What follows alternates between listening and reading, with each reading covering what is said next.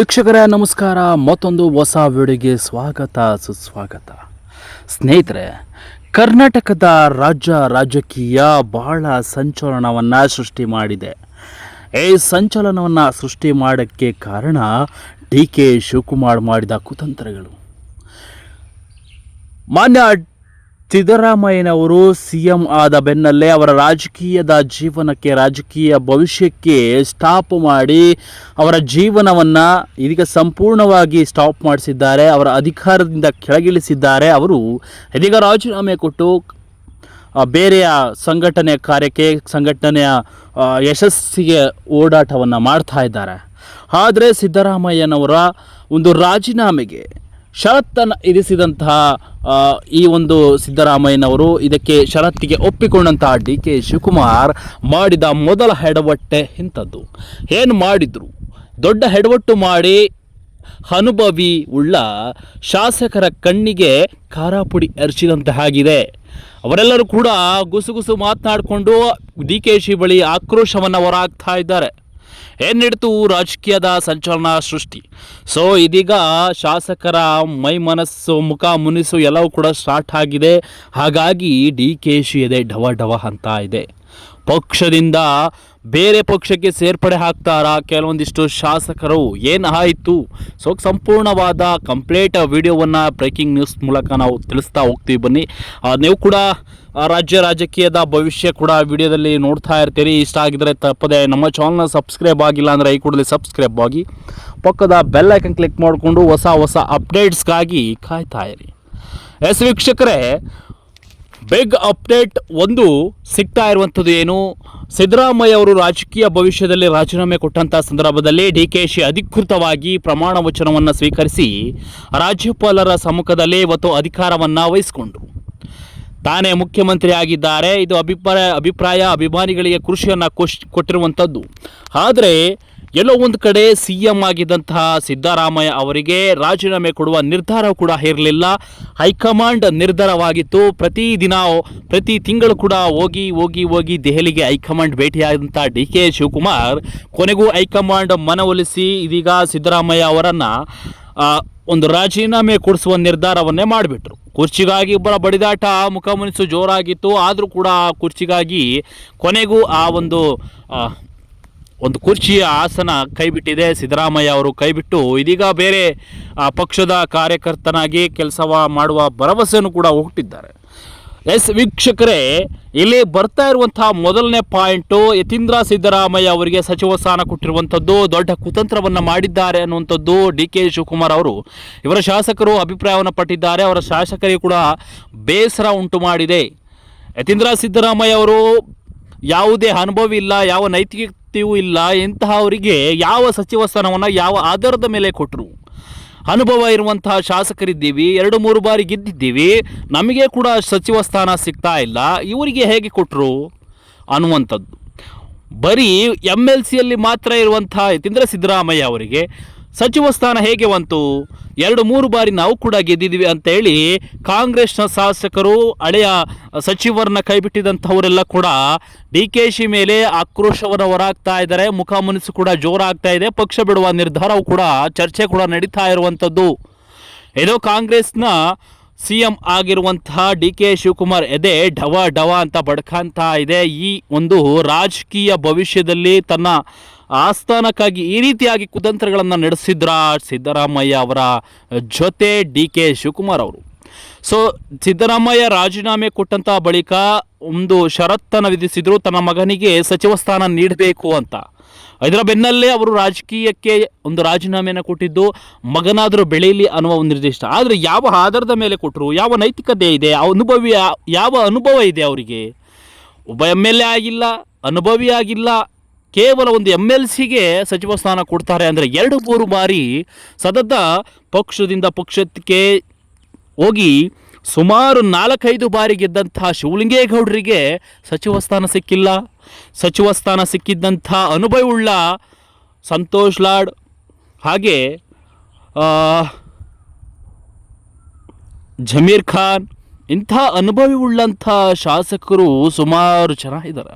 ಇಂಥವರಿಗೆ ಶಾಸಕರ ಪಟ್ಟಿಯಲ್ಲಿ ದೊಡ್ಡ ಹೆಸರಿದೆ. ಇಂಥವರನ್ನು ಹೆಸರನ್ನ ಕೈಬಿಟ್ಟು ಯತೀಂದ್ರ ಸಿದ್ದರಾಮಯ್ಯ ಅವರನ್ನು ಹೆಸರನ್ನು ನೋಂದಾಯಿಸಿ ಸಚಿವ ಸ್ಥಾನಕ್ಕೆ ಅವಕಾಶ ಮಾಡಿಕೊಟ್ಟಿರುವುದು ಇದು ಬೇಸರಕ್ಕೆ ಕಾರಣವಾಗಿದೆ. ಡಿ ಕೆ ಶಿವಕುಮಾರ್ಗೆ ಇದೀಗ ಡವ ಅಂತ ಇದೆ.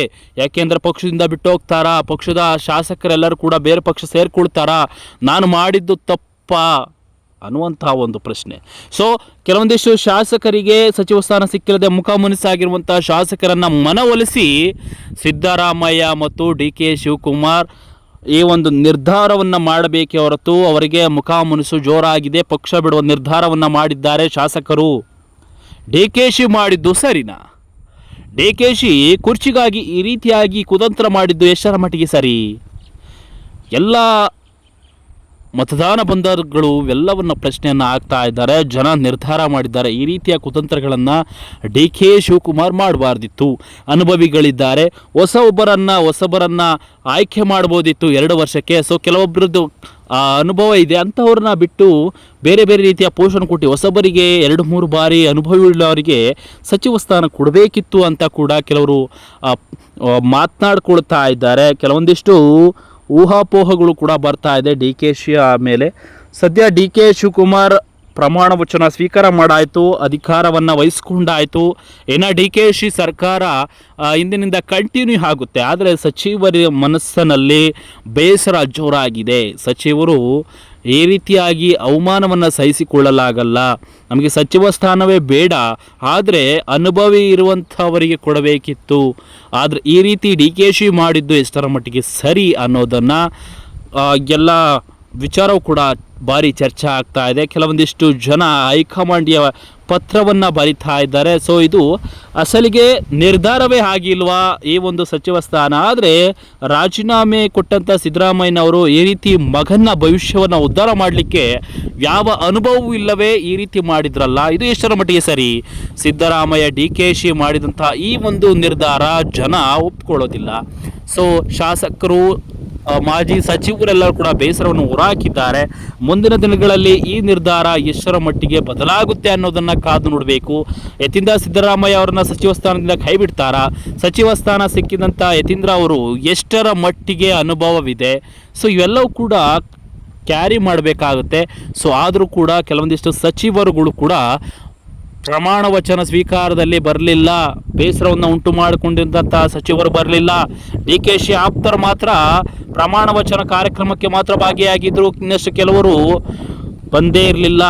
ವಿರೋಧ ಪಕ್ಷದವರ ಬಾಯಿಗೆ ಆಹಾರವಾಗಿದ್ದಾರೆ ಕಾಂಗ್ರೆಸ್ ಪಕ್ಷದ ಮಾಜಿ ಶಾಸಕರು ಮತ್ತು ಹಾಲಿ ಶಾಸಕರು. ಸೊ ಇವೆಲ್ಲವನ್ನು ನೋಡಿದರೆ ಅವರಿಗೆ ಮುಖಾಮುನಿಸು, ಬೇಸಾರು ಎಲ್ಲವೂ ಕೂಡ ಆಗಿದೆ. ಸೊ ಡಿ ಕೆ ಶಿ ಈ ರೀತಿ ಮಾಡಿದ್ದು ಎಷ್ಟರ ಮಟ್ಟಿಗೆ ಸರಿ ಅನ್ನೋದು ಪ್ರಶ್ನೆ ಆಗಿದೆ. ಡಿ ಕೆ ಶಿಯ ನಿರ್ಧಾರವನ್ನು ಬದಲಿಸಿಕೊಂಡು ಇವೆಲ್ಲವನ್ನು ಕೂಡ ಸರಿಪಡಿಸಿದರೆ ಕಾಂಗ್ರೆಸ್ ಪಕ್ಷಕ್ಕೆ ಅಭಿವೃದ್ಧಿ ತರುವ ಕೆಲಸವನ್ನು ಮಾಡ್ಬೋದು, ಉನ್ನತ ಜನ ಸಂಪಾದನೆಯನ್ನು ಮಾಡ್ಬೋದು. ಮುಂದಿನ ದಿನಗಳಲ್ಲಿ ಅಧಿಕಾರ ಕಾಂಗ್ರೆಸ್ ಪಕ್ಷ ಪಡೆದುಕೊಳ್ಳೋದ್ರಲ್ಲಿ 2 ಮಾತಿಲ್ಲ. ಆದರೆ ಈ ರೀತಿಯಾಗಿ ಡಿ ಕೆ ಶಿವಕುಮಾರ್ ಮಾಡಿದ್ದು ಯಾವ ಆಧಾರದ ಮೇಲೆ ಮಾಡಿದ್ರು ಅನ್ನೋದು ಜನರ ಅಭಿಪ್ರಾಯ ಆಗಿದೆ. ಡಿ ಕೆ ಶಿವಕುಮಾರ್ ಪಕ್ಷಕ್ಕಾಗಿ ಸತತ ಪ್ರಯತ್ನವನ್ನು ಪಟ್ಟಿದ್ದರು. ಡಿ ಕೆ ಶಿವಕುಮಾರ್ ಪ್ರಯತ್ನಕ್ಕೆ ಮುಖ್ಯಮಂತ್ರಿ ಸ್ಥಾನ ಸಿಕ್ಕಿದ್ದು ಬೇರೆ ವಿಚಾರವೇ ಅಲ್ಲ, ಅವರ ಶ್ರಮಕ್ಕೆ ಸಿಕ್ಕಿರಬಹುದು. ಅದು ಒಂದು ಕಡೆ ಹೈಕಮಾಂಡ್ ನಿರ್ಧಾರ.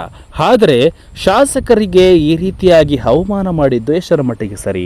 ಶಾಸಕರ ಒಪ್ಪಿಗೆಯಿಂದ ಮುಖ್ಯಮಂತ್ರಿ ಸ್ಥಾನವನ್ನು ಅಲಂಕರಿಸಬೇಕು ಹೊರತು ಶಾಸಕರಿಗೆ ಈ ರೀತಿಯ ದ್ರೋಹ ಬಗೆಯುವ ಕೆಲಸವನ್ನು ಮಾಡಬಾರ್ದಿತ್ತು.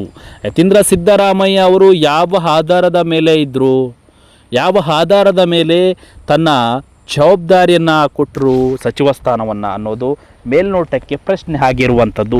ಆದರೆ ಈ ಪ್ರಶ್ನೆ ಜನ ಒಪ್ಕೊಳ್ತಾ ಇಲ್ಲ. ಸಿದ್ದರಾಮಯ್ಯ ಅವರ ಮಗ ಆಗದ ಕಾರಣಕ್ಕೆ ಈ ಒಂದು ಸ್ಥಾನವನ್ನು ಕೊಟ್ಟರು ಅನ್ನೋದು ಜನ ಮಾತನಾಡ್ಕೊಳ್ತಾ ಇದ್ದಾರೆ. ಸಿದ್ದರಾಮಯ್ಯ ಅವರು ರಾಜೀನಾಮೆ ಕೊಟ್ಟಿದ್ದು ಒಂದು ಕಡೆ ಅಭಿಮಾನಿಗಳ ಬೇಸರ ಆಗಿದೆ. ಆದರೆ ಯತೀಂದ್ರ ಸಿದ್ದರಾಮಯ್ಯ ಅವರಿಗೆ ಈ ರೀತಿಯಾಗಿದ್ದು ನಿಜಕ್ಕೂ ಅನುಭವಿಗಳಿಗೆ ಬೇಸರ ತರಿಸಿರುವಂಥದ್ದು. ಸೊ ಇದು ಒಳ್ಳೆಯ ಬೆಳವಣಿಗೆ ಅಲ್ಲ ಅಂತ ಜನ ಅಭಿಪ್ರಾಯವನ್ನು ಪಟ್ಟಿದ್ದಾರೆ. ಸೊ ಮುಂದಿನ ದಿನಗಳಲ್ಲಿ ಈ ನಿರ್ಧಾರವನ್ನು ಬದಲಿಸಿ ಅನುಭವಿ ಉಳ್ಳ ಅಂತಹ ಶಾಸಕರಿಗೆ ಸಚಿವ ಸ್ಥಾನವನ್ನು ಕೊಡ್ತಾರಾ ಅನ್ನೋದನ್ನು, ಸಚಿವ ಸ್ಥಾನ ಸಿಗಬೇಕು, ಒಂದು ಬಾರಿಯಾದರೂ ಸಿಗಬೇಕು ಅಂತ ಹೇಳಿ ಸೀಟನ್ನು ಟವಲ್ ಹಾಸ್ಕೊಂಡು ಕೂತಿದ್ದಂತಹ ಶಾಸಕರಿಗೆ ಇಂಥ ಅವಕಾಶ ಸಿಗುತ್ತಾ ಅನ್ನೋದನ್ನು ಕಾದು ನೋಡೋಣ.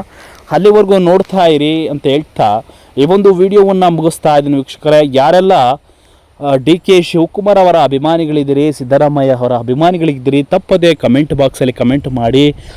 ಡಿ ಕೆ ಶಿ ಅಧಿಕಾರ ಈ ರೀತಿ ಮಾಡಿದ್ದು ಸರಿನಾ? ಶಾಸಕರೆಲ್ಲರೂ ಕೂಡ ಅವಮಾನ ಮಾಡಿದ್ದಾರೆ, ಶಾಸಕರಿಗೆ ಈ ರೀತಿ ಮಾಡಿದ್ದು ಸರಿ, ಎಲ್ಲವನ್ನು ಕೂಡ ಪ್ರಶ್ನೆ ಮಾಡಿ. ಸೊ ಇದರ ಬಗ್ಗೆ ಕ್ಯಾರಿಯನ್ನು ಮಾಡಿ ವಿಡಿಯೋಗೆ ಒಂದು ಕಮೆಂಟ್ ಹಾಕಿ ಅಂತ ಹೇಳ್ತಾ ಈ ಒಂದು ವಿಡಿಯೋವನ್ನು ಮುಗಿಸ್ತಾ ಇದ್ದೀನಿ ವೀಕ್ಷಕರೇ. Thank you.